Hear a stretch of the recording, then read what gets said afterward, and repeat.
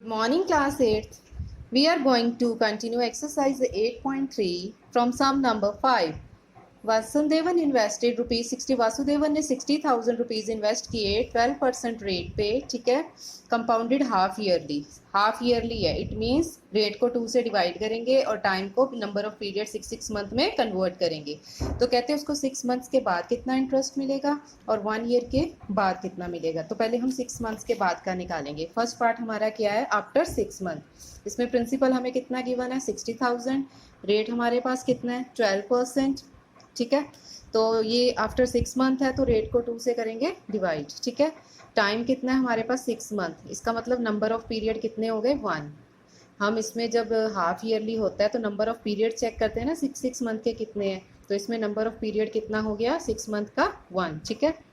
तो अब हम कौन सा फॉर्मूला लगाएंगे, अमाउंट फाइंड करना है। Amount is equal to P into 1 plus R upon 100 raise to power n. P की वैल्यू पुट कर दी, रेट हमारे पास 6 है अपॉन 100। 2 से कटिंग की, 2 3 ज़ा 2 से कटिंग की 50 आ गया। इसका एलसीएम लिया, 51 ज़ा 50 प्लस 3 अपॉन 50।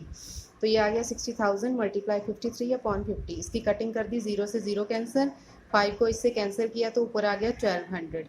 1200 को जब हम 53 से मल्टीप्लाई करेंगे आ गया हमारा आंसर ₹63,600। ये आ गया हमारा अमाउंट जो हमें 6 मंथ्स के बाद मिलेगा, राइट। अब हमारा सेकंड पार्ट है, उसमें हमने करना है, सेकंड पार्ट में हमारा है आफ्टर 1 ईयर के बाद हमें कितना अमाउंट मिलेगा, ठीक है। प्रिंसिपल है हमारा 60,000, ठीक है। रेट है 12%, तो 2 से डिवाइड कर दिया। 1 ईयर है, इसमें नंबर ऑफ पीरियड कितने हो गए, 6 मंथ के 2। सेम फॉर्मूला, वैल्यूज पुट की, वहाँ पे 1 था टाइम, यहाँ पे कितना आ गया 2। तो ये 53 अपॉन 50 आ गया, 53 अपॉन 50 आ गया। 0 से 0 कैंसिल, 0 से 0 कैंसिल, 5 को इससे कैंसिल किया 120, फिर 5 को इससे कैंसिल किया 24। तीनों को मल्टीप्लाई करके हमारा आ गया answer 416।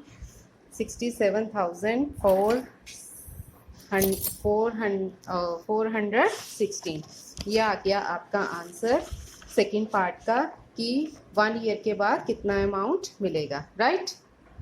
Now sum number 6। Arif ने बैंक से लोन लिया 18,000 का, ठीक है। उसका रेट ऑफ इंटरेस्ट है 10%, ठीक है।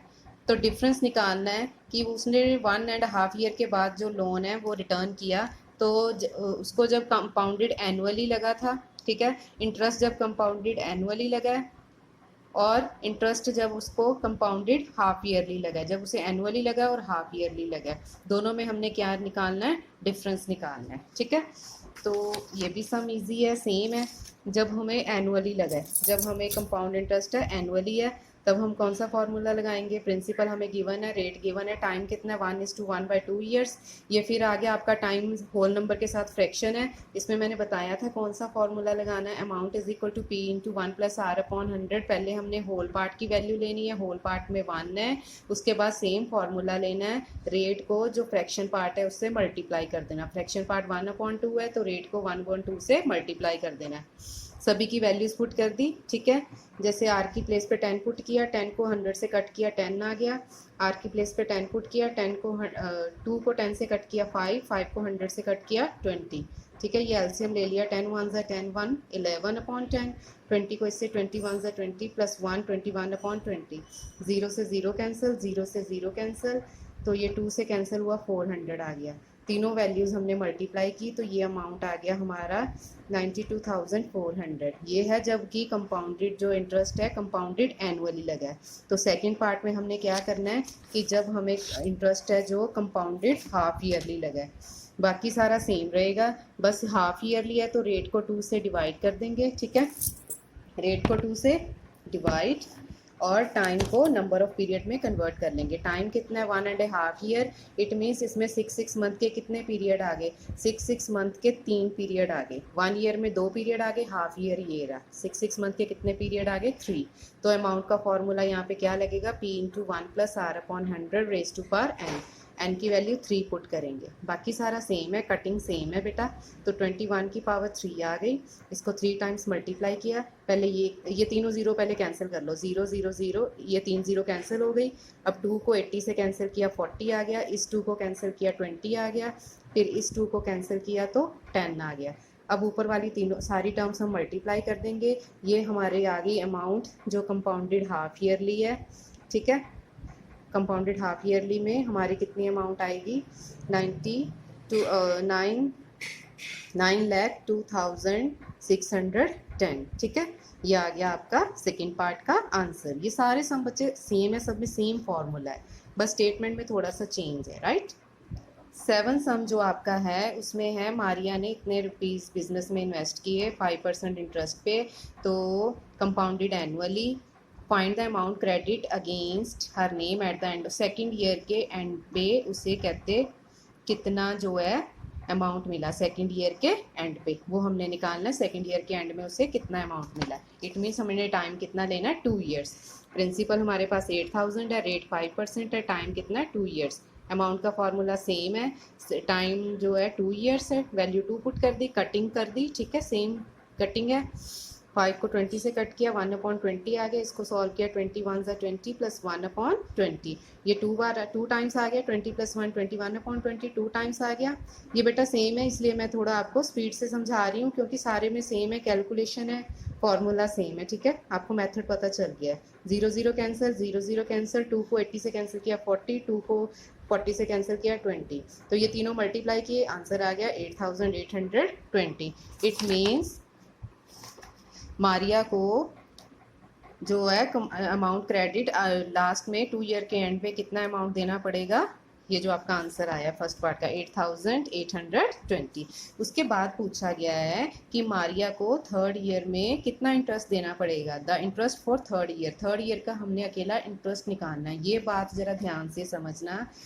2 साल के लास्ट में उसको इतना अमाउंट देना है, ठीक है। 2 साल के बाद तीसरा साल स्टार्ट हो गया, तीसरे साल के लिए जो उसका प्रिंसिपल है वो क्या होएगा, जो लास्ट ईयर में हमारा अमाउंट है, लास्ट ईयर में हमारा जो अमाउंट है इतना, ये फिर जो अगला साल है थर्ड साल उसके लिए ये अमाउंट होएगा, प्रिंसिपल होएगा, ठीक है बेटा। जो भी इंटरेस्ट हमें लगता है वो साल के एंड में या मंथ के एंड में जो अमाउंट होता है उसको काउंट करते हैं, ठीक है ना, इंटरेस्ट डाल के काउंट करते हैं।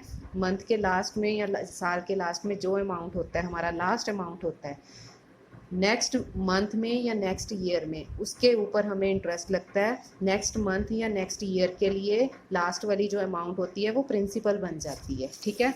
तो इसमें फिर क्या होएगा, हमने थर्ड ईयर का इंटरेस्ट निकालना है कि थर्ड ईयर में इंटरेस्ट कितना लगा है। तो थर्ड ईयर में इंटरेस्ट निकालने के लिए प्रिंसिपल हमारा होएगा जो सेकंड ईयर के लास्ट में अमाउंट है वो थर्ड ईयर में क्या होएगा, प्रिंसिपल, ठीक है। थर्ड ईयर के स्टार्टिंग में वो प्रिंसिपल होएगा, ठीक है। रेट आ गया 5%, टाइम आ गया 1 ईयर, बाकी टाइम कितना है 1 ईयर। क्यों यहाँ पे 1 ईयर क्यों लिया है, टोटल 3 साल है ना, पिछले 2 साल का तो हो गया सारा सॉल्व, ठीक है। तो हमने तीसरे साल का निकालना है, तीसरे साल मतलब कि 1 ईयर हो गया ना, तीसरा साल लास्ट वाला साल बचा ना, तो 1 ईयर हो गया, टाइम कितना लेना है 1 ईयर। हमने सिंपल इंटरेस्ट निकालना है, कंपाउंड इंटरेस्ट नहीं निकालना, बस इंटरेस्ट बताना है कि तीसरे साल में हमें कितना इंटरेस्ट देना पड़ेगा।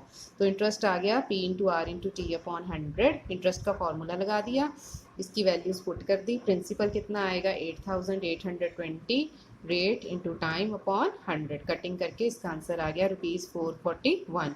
ये आ गया जो हमें तीसरे साल में इंटरेस्ट लगना है हमारे अमाउंट पे। ये लास्ट है ना अमाउंट, जो सेकंड ईयर के लास्ट में जो अमाउंट है वो जब हम थर्ड ईयर में उसको कैलकुलेट करेंगे तो यही अमाउंट जो है प्रिंसिपल होएगा। इस पैसे पे हम जो है आगे इंटरेस्ट कैलकुलेट करेंगे। तो रेट तो सेम ही रहेगा 5%, टाइम कितना हो जाएगा 1 ईयर, क्योंकि थर्ड ईयर की बात कर रहे हैं, लास्ट ईयर है ना, 2 साल का तो हमने कैलकुलेट कर लिया था, तो तीसरा साल टाइम कितना हो गया फिर 1 ईयर। सिंपल इंटरेस्ट कैलकुलेट करना है, कंपाउंड इंटरेस्ट नहीं कैलकुलेट करना।